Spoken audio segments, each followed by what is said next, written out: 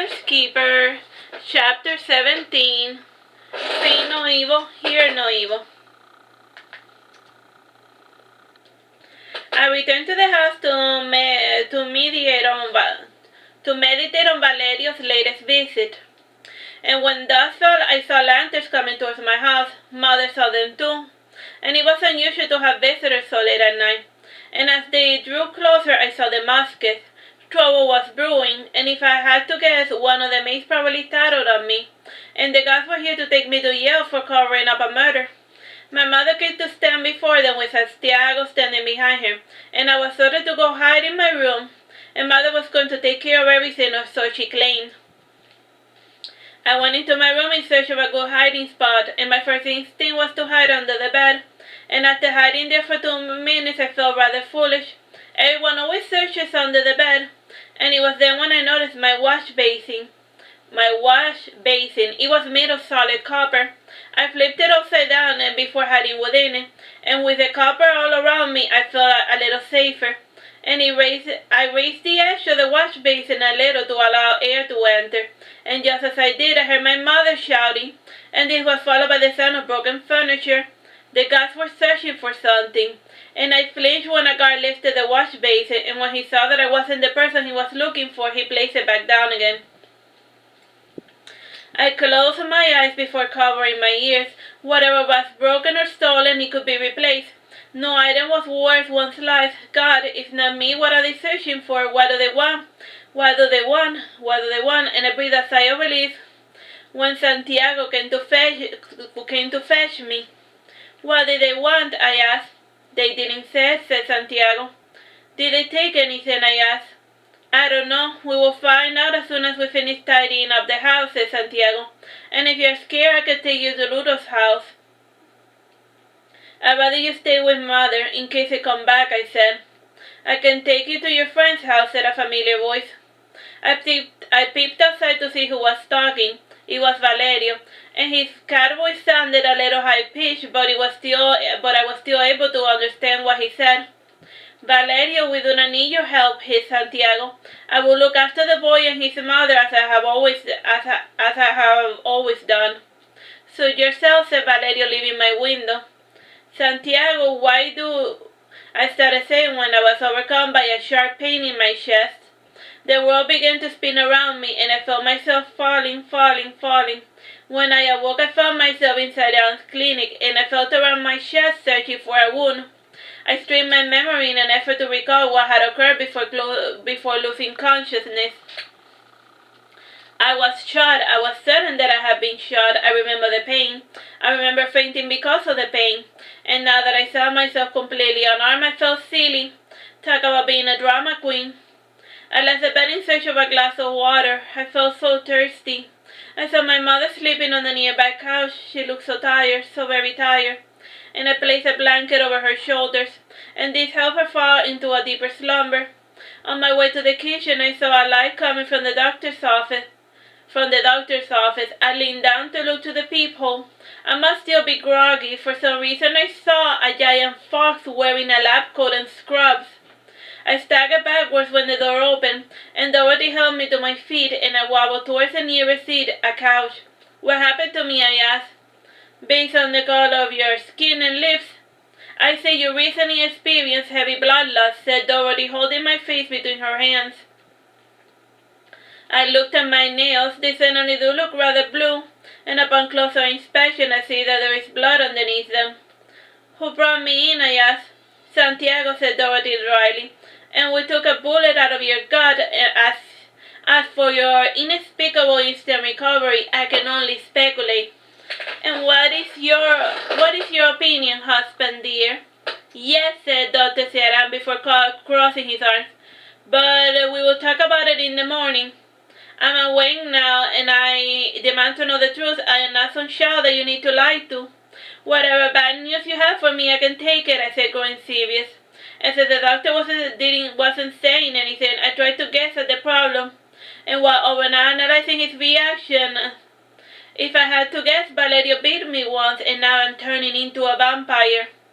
Dorothy laughed in spite of herself, and she closed her mouth just as quickly, and she added, smiling sadly, If a vampire bite was all it took, I would have turned into a bat ages ago. How do you know that? I asked. In my previous life, I was livestock for the vampires. I got bitten more times than I dare to recall. The least said about that, the better, said Dorothy, shuddering. Then how do you become a vampire? I asked. You don't become a vampire. You are either born as one or not.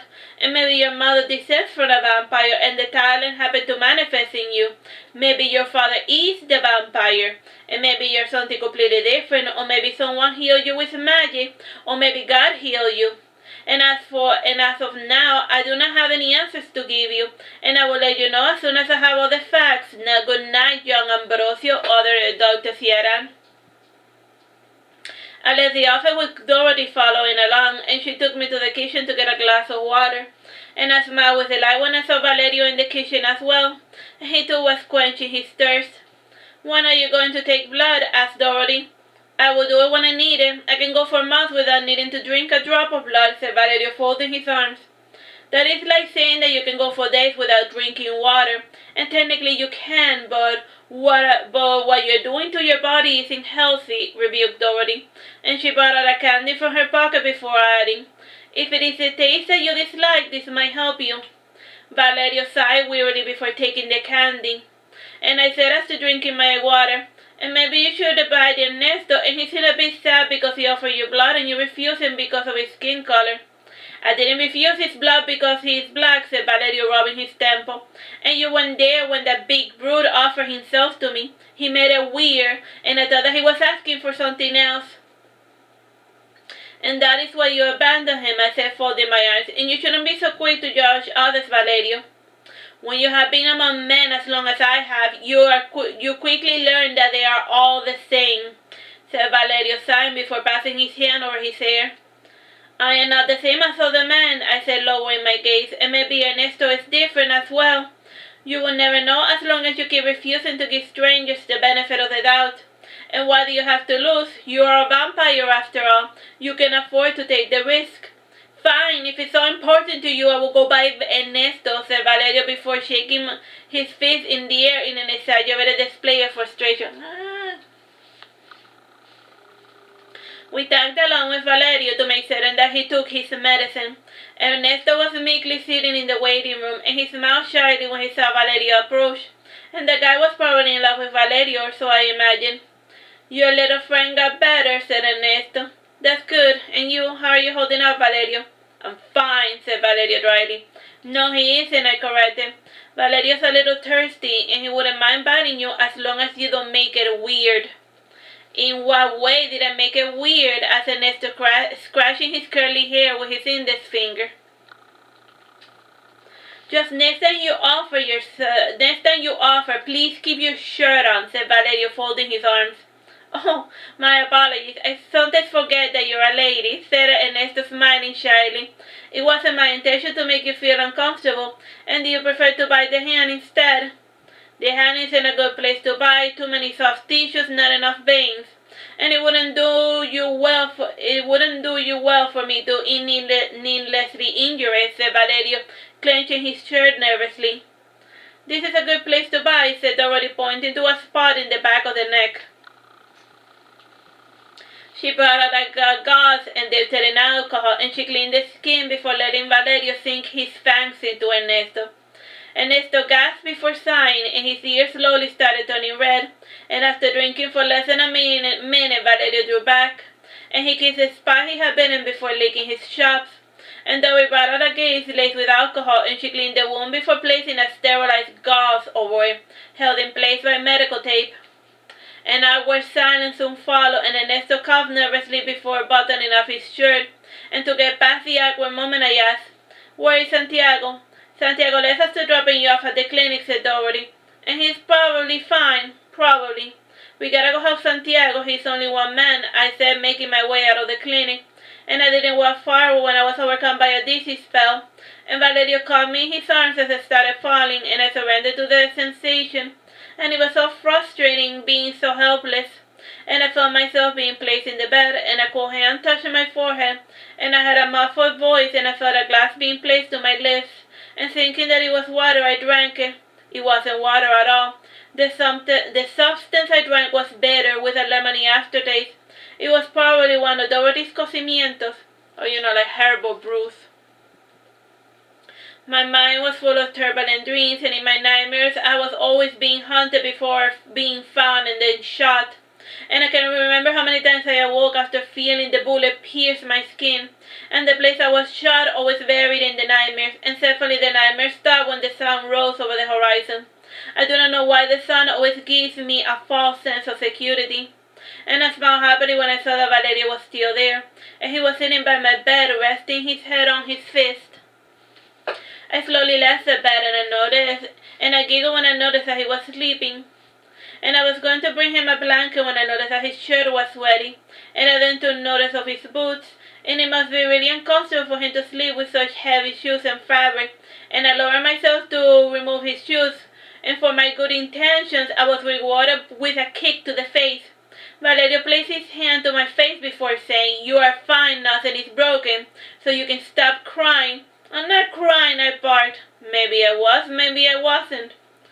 "I have become my father," said Valerio before softening up.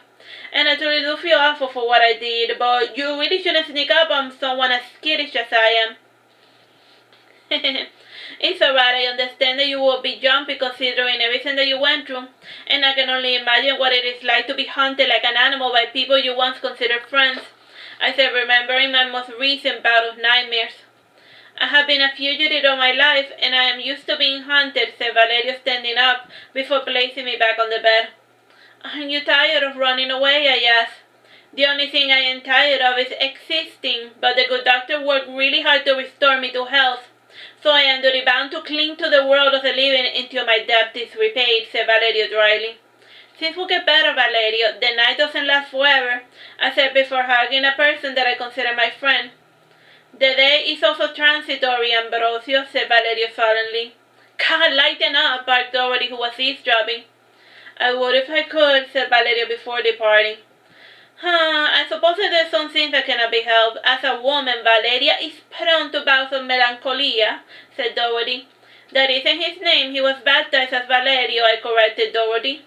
"Valerio, Valeria, she can call herself whatever she wants. Nothing changes the fact that from the waist down she's a woman, and every month she is destined to get a bloody reminder of her womanhood," said Dorothy, folding her arms. Alright, that's the end of that one. Bye-bye and God bless.